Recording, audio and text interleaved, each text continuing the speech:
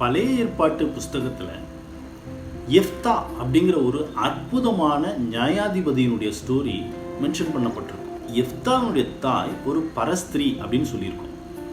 அவருடைய அப்பா இஸ்ரேலன், அதாவது பாதி இஸ்ரேலனாகவும் பாதி அந்நியனாகவும் பிறந்த ஒரு வித்தியாசமான மனிதர் தான் இந்த எஃப்தா. இவரை அவருடைய சகோதரர்கள்லாம் வெளியில் தள்ளி விட்டுருவாங்க. நீ எங்கள் இனம் கிடையாது, வெளியில் போ, உனக்கு எந்த சொத்துக்களும் கிடையாது. அவர் வெளியில் போய் வேறு ஊரில் இருப்பார். அங்கே இருக்கக்கூடிய வீணரான மனுஷங்க கூட சேர்ந்துக்கிட்டு யுத்தத்துக்கு போய், யாராவது யுத்தத்துக்கு போனாங்கன்னா இவர் கூட சப்போர்ட்டுக்கு போவார். போய் ஜெயிச்சு கொடுத்தாருன்னா இவருக்கு கொஞ்சம் ஷேர் கிடைக்கும். இப்படி தான் அவருடைய வாழ்க்கை ஓடிட்டு இருந்தது. அப்போ கொஞ்ச நாள் கழித்து அந்த இஸ்ரேல் மக்களோட அம்மோன் புத்திரருக்கு சண்டை வந்துடுச்சு. அம்மோன் புத்திரர் இவங்களை யுத்தத்துக்கு கூப்பிடுறாங்க. அப்போ இஸ்ரேல் மக்களுக்கு என்ன பண்ணுறதுன்னு தெரியாமல் எஃப்தா கிட்ட வந்து ஹெல்ப் கேட்குறாங்க. நீ எங்களுக்கு ஒரு சேனை தலைவன் மாதிரி இருந்து எங்களுக்கு இந்த யுத்தத்தை நடத்தி கொடுக்கணும் அப்படின்னு. அப்போ அவர் திருப்பி கேட்குறாரு, நீங்கள் தானேப்பா என்னை வெளியில் அனுப்பிச்சிட்டிங்க, இப்போ ஏன் கூப்பிடுறீங்க அப்படின்னு. நீங்கள் என்னை திரும்ப கூப்பிட்டீங்கன்னா என்னை நீங்கள் உங்களுடைய மூப்பனாக சேனை தலைவனாக பர்மனெண்ட்டாக வச்சுப்பீங்களா அப்படின்னு கேட்குறாரு. அவங்க ஓகே அப்படின்னு சொன்னப்போ இவர் போய் அந்த அம்மோன் புத்திரர் கூட ஃபஸ்ட்டு சண்டைக்கு எதுக்கு எங்ககிட்ட வர்றீங்கன்னு தெளிவாக கேட்குறாரு. அப்போ அவங்க சொல்கிறாங்க, உங்கள் ஆளுங்க எங்கள் லேண்டை எடுத்துக்கிட்டாங்க, அந்த லேண்டை நீங்கள் திருப்பி தரணும், அதுக்காக தான் நாங்கள் இந்த சண்டைக்கு வந்திருக்கிறோன்னு சொன்னதும் எஃப்தா எடுத்து சொல்கிறாரு பாருங்க ஒரு ஹிஸ்ட்ரி. கிட்டத்தட்ட 300 வருஷமாக இந்த லேண்டை நாங்கள் தான் வச்சுருக்கிறோம், உங்ககிட்டேருந்து நாங்கள் எந்த லேண்டையும் பறிக்கலை. எங்கள் மூதாதையர்கள் எகிப்துலேருந்து வந்தப்போ உங்கள் லேண்டு வழியாக தான் வரணும்னு கேட்டாங்க, ஆனால் உங்கள் மூதாதையர்கள் வழி விடலை, நாங்கள் வேறு ரூட்டில் போனோம். அப்படி வேறு ரூட்டில் போகும்போது அங்கே இருந்த ஒரு ராஜா எங்ககிட்ட சண்டைக்கு வந்தான். அவன் கண்ட்ரோலில் உங்கள் லேண்டெல்லாம் இருந்துச்சு.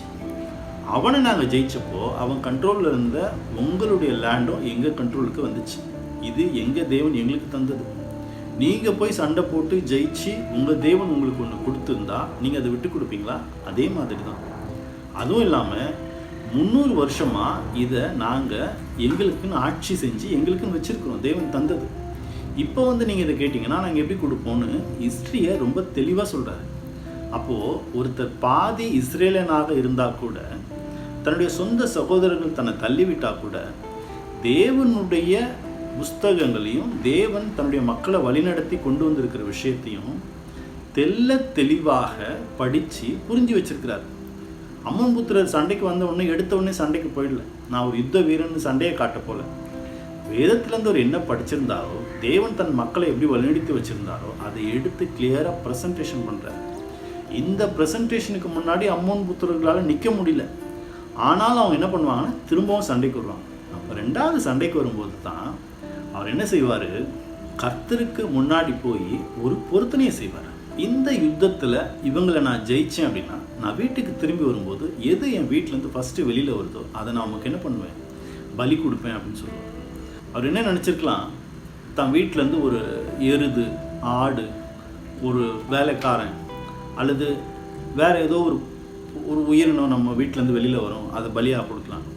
ஆனால் அவர் ஜெயிச்சுட்டு வரும்போது அவருடைய ஒரே மகள், ஏன்னா எத்தாக்கு ஒரு பொண்ணு தான் இருக்கும், அந்த ஒரே மகள் வீட்டுக்குள்ளேருந்து சந்தோஷத்தோடு ஆடி பாடிட்டு வருவான். அதை பார்த்த உடனே இவருக்கு நெஞ்சே நின்றுற மாதிரி ஆகிடும். ஐயோ, என் ஒரே பொண்ணு வந்துட்டாலே, ரொம்ப துடிப்பார், அழுவார், கதறி அழுவார். ஆனாலும் தன்னுடைய மனசை தேத்திக்கிட்டு தன் பொண்ணுக்கிட்ட சொல்லுவார், நான் இப்படி தேவனுக்கு வார்த்தை கொடுத்துருக்கேன் அப்படின்னு. அந்த பொண்ணு எதிர்த்து பேசாமல் ஆபிரகாமுக்கு ஈசாக்கு கீழ்ப்படிஞ்ச மாதிரி இவரும் இந்த பொண்ணு ரொம்ப அழகாக சொல்லும், அப்போ நீங்கள் பொருத்தனை செஞ்சதை நிறைவேற்றலாம் அப்படின்னு. அப்போ இஸ்ரேலுக்குள்ளே ஒரு பொருத்தனை, ஒரு நபருக்கு இவ்வளவு வேல்யூ அப்படின்னு பொருத்தனைக்கான ஒரு லிமிட்டேஷன்ஸ் இருக்குது. அந்த பொருத்தனையின்படி இந்த பொண்ணு அவர் என்ன பண்ணிக்கலாம்னா காசை கொண்டு போய் ஆசாரிப்பு கூடாரத்தில் செலுத்திட்டு அந்த பொண்ணை மீட்டிருந்துருக்கலாம். ஆனால் அவர் அப்படி செய்ய மாட்டார். தான் சொன்னபடியே தேவனுக்கு செய்யணும் அப்படின்னு சொல்லி அந்த பொண்ணை என்ன பண்ணுவார், பலியாக கொடுப்பார். பலினா என்ன, கழுத்தை வெட்டி சர்வாங்க தகன பலி கொடுக்கறதா? அப்படி கிடையாது. தேவன் இந்த மாதிரி நரபலியை விரும்புறதில்லை.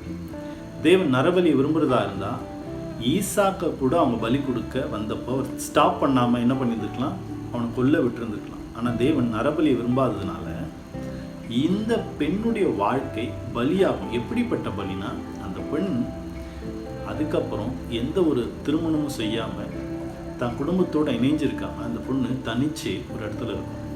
இதுதான் தன்னுடைய வாழ்க்கையை பலியாக மாற்றிக்கொண்டு.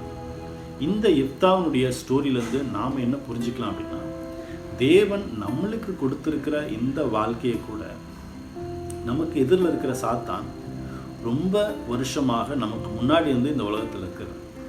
அவனுக்கு எல்லாம் தெரியும். ஆனால் அவனை நம்ம ஜெயிக்கணும் அப்படின்னா நாமளும் வேதத்தில் இருக்கிற எல்லா ரகசியங்களையும் சத்தியங்களையும் படித்து அதன்படி பேசினா மட்டும் போதாது, அதன்படி நடக்கணும். அதன்படி நடக்கணும் அப்படின்னா நாம் பொருத்தனை செய்யணும். என்ன பொருத்தனை? ஜீவ பலியாக என்னை நானே உமக்கு அர்ப்பணிக்கிறேன் அப்படிங்கிற பொருத்தனை. அந்த பொருத்தனை என்ன நடக்கும்னு தெரியாத மாதிரி நடக்கிறது. அந்த பொருத்தனை பண்ணிட்டோம் அப்படின்னா நமக்கு என்ன நடக்கும்னு நமக்கு தெரியாது. எப்படி எப்தாவுக்கு அவருடைய பொண்ணு வீட்டு வாசலில் வரும்னு அவருக்கு தெரியாது, அதே மாதிரி பொருத்தனை பண்ணிட்டீங்க அப்படின்னா உங்களுக்கு என்ன பிரச்சனை வேணால் வரலாம்.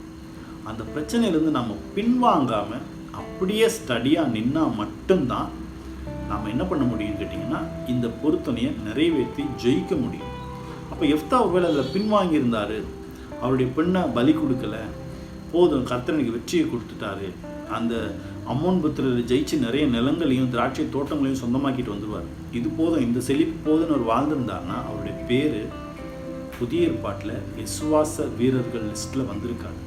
ஆனால் அவர் அந்த இடத்துல தேவன் செய்த உதவியை மறக்காமல் தன்னுடைய தியாகத்தை கரெக்டாக நிலை நிறுத்தினதுனால தான் அவருடைய பேர் விசுவாச வீரர்கள் லிஸ்ட்டில் வந்தது. நாமளும் கூட தேவன் கொடுத்துருக்கிற எத்தனையோ நன்மைகளை வாங்கிட்டு போதும், எனக்கு இந்த உதவியோட இந்த ஆசீர்வாதத்தோடு நான் வாழ்க்கையை அப்படியே வாழ்ந்துக்கிறேன் அப்படின்னு நன்றி கெட்டத்தனமாக நாம் போனோம் அப்படின்னா நம்முடைய பேர் தேவனுடைய குமாரனுடைய லிஸ்ட்டில் என்ன ஆகாதுன்னு கேட்டிங்கன்னா வராமல் போயிடும். அப்போது நமக்கு கிடைச்சிருக்கிற இந்த எல்லா ஆசீர்வாதங்களையும் நம்ம எப்படி தான் கொண்டு போகணும்னா நம்முடைய ஜீவ பலி நிறைவேறத்துக்கு ஏற்ற மாதிரி நாம் இந்த ஓட்டத்தை ஓடி முடிக்கணும்.